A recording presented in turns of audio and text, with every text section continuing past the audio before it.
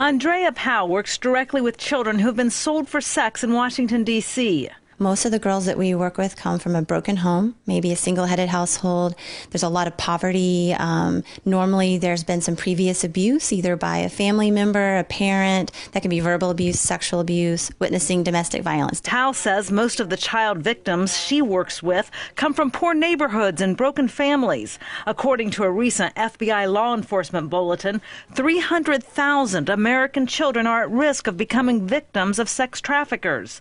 The children often are forced to travel far from home, and their lives revolve around violence, forced drug use, and constant threats.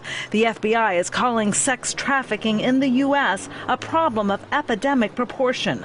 When we're talking about something that's being called an epidemic by the FBI, we need a culture shift. We need people to understand, no, this is not just a dirty 14-year-old girl who's made some bad choices. This is a child.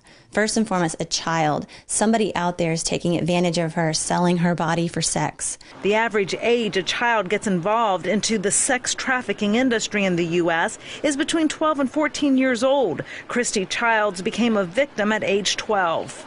No matter where we would pull in at different truck stops, there were always other truckers, and they would talk on those CBs to let other truckers know that I was available.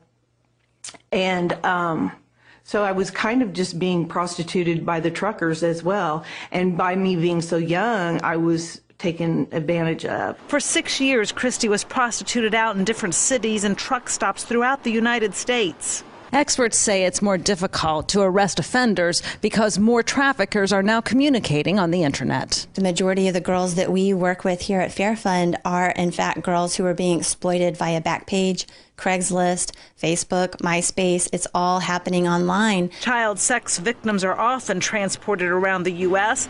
and provided counterfeit identification to use in the event of arrest. Rhonda Pence, Press TV, Washington.